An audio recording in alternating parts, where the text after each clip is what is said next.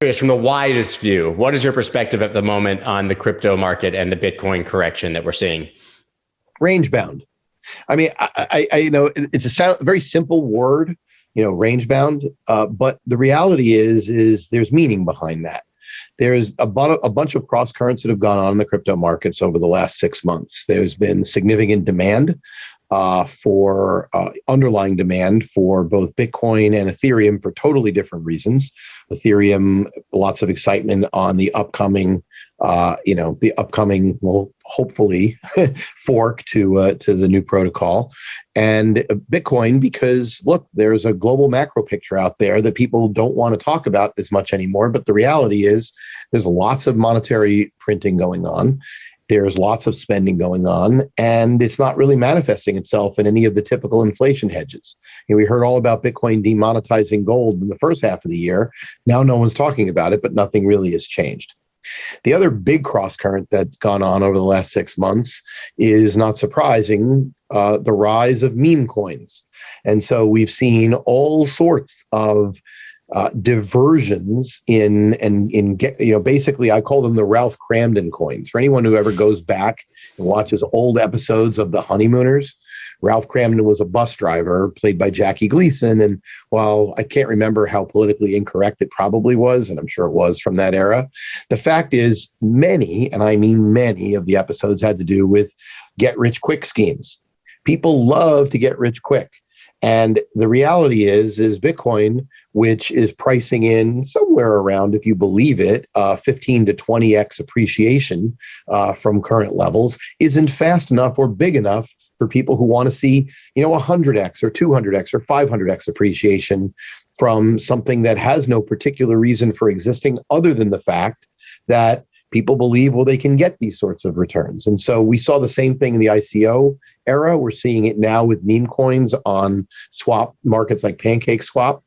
It's just those cross currents are contradictory to each other, because the money that might flow into crypto from at the top big cap level, like the Bitcoins and the Ethereums, are being siphoned away into other coins. And it's incredible to now see Doge as one of those large cap coins as a result simply of being a meme coin and that FOMO and mainstream recognition that you're talking about. Yeah, I mean, Doge is an interesting case because one could make an argument that what's the difference between Dogecoin and Litecoin? One is a fork of the other. And what's the use case for either of them in a world where Bitcoin is, if you believe you're going to end up with a Bitcoin standard, then what's the use of other coins that the sole purpose for existence is to be, I don't know, silver to Bitcoin's gold, that sort of idea? I mean, what's the difference, really? I mean, it's very hard for me to conceptualize why there should be more than one store of value coin. I totally understand DeFi. Well, I don't understand all of DeFi, but I certainly understand the importance of DeFi and many of the tokens, and more importantly, the underlying technologies in DeFi. And I certainly understand the use case for Ethereum and why Ethereum, as a smart contract platform, can generate value for its native token, which means I'm not a Bitcoin maximalist. But when it comes to store of value, just purely something that holds its value, it's hard for me to understand why there are others, except for other specific niche cases. And there are a few, but generally I don't understand it. And that's not to say it's wrong. It's to say that I don't get it. I would hate to have people investing in Doge because they believe it's a store of value.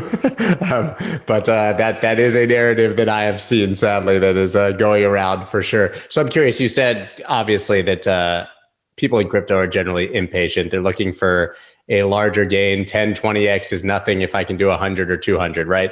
Do you think that Bitcoin still has another 10 or 20x in it? What do you believe are the potential targets for 2021 or the next cycle? And as a corollary, do you believe that this cycle has topped, or that we're part of a larger cycle still?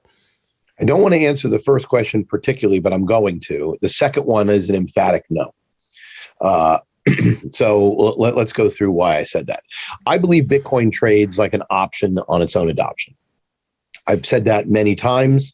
I think that at the end of the day, if you're a monetary historian, and some of us are certainly hobbyists when it comes to monetary history, people who have read, whether it's the Bitcoin Standard or it's like Cowrie Sells, there's lots of different books on monetary history. Some even are taught by professors in school, although very few of them these days seem to actually care. A few things. That the world existed until money was basically created. We created one of the largest single expansion in standard of living.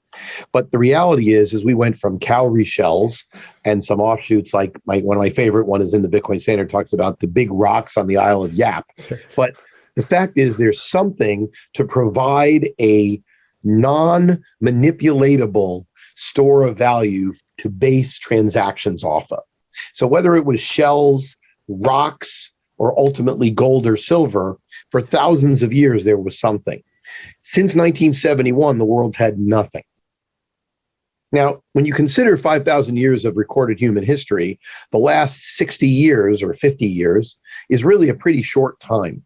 And so people who declare, that the world of fiat currencies, where you actually have nothing backing your currency except for the military and the faith of the governments who create them, to declare that game over, that we know that that's the right way, just are not really accurate in historical epoch terms. So understanding that, the question becomes, will something arise to become a global store of value to at least be a counterweight to governments in the way that gold was a counterweight? Governments have spent too much, needed to come up with the gold one way or another in order to be able to finance what they were doing. Maybe not immediately, but eventually. The reason Nixon closed the gold window is because after the Great Society, combined with the war in Vietnam, the U.S. could not afford it anymore. And we were losing all our gold reserves and said, no, we don't want to do that, so screw it. We'll just be the dollar. And we are the only real superpower out there that's involved economically worldwide. At the time, there was the United States and the Soviet Union. The Soviet Union was a military superpower, but decidedly not an economic superpower.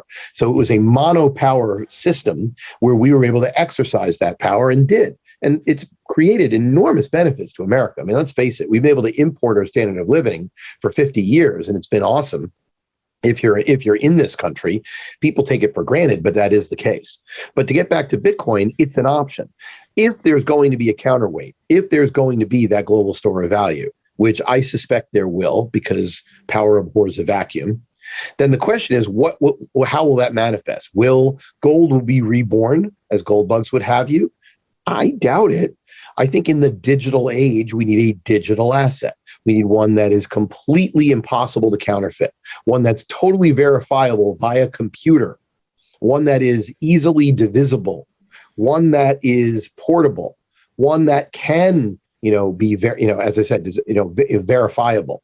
All the sorts of things that Bitcoin has. And when you go through the characteristics of money, Bitcoin literally is basically perfect money. The only thing missing, and it's not missing, it's only partial, is acceptance. Now, what is acceptance? Acceptance is people say, screw it. This is what it's going to be. I'm going to accept this and I'm going to move on.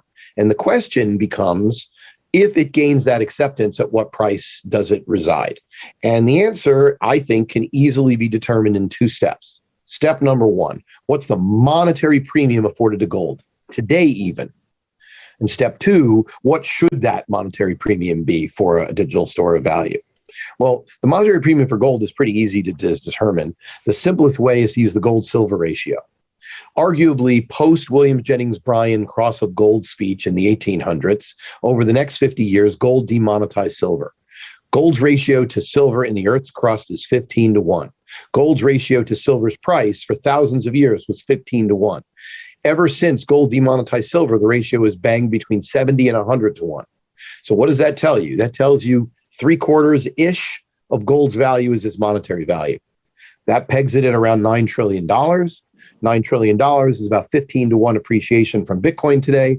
Bitcoin becomes digital gold. It's worth $9 trillion. So that's the first. That's your base level. Now, if you listen to Pomp or Mark Yusko from Morgan Creek, or you listen to Max Kaiser or other people who talk about the Bitcoin Standard, they say, well, wait a minute. the global money supply indicates that the monetary value of gold should probably be a lot higher because a lot of money has been printed since, we basically achieved that plateau several years ago. That's a fair point. So there's certain upside there, but you got to get to first principles first. So the first stop for Bitcoin, if it succeeds, i.e. option, is probably a 15-to-1 rally from where it is today.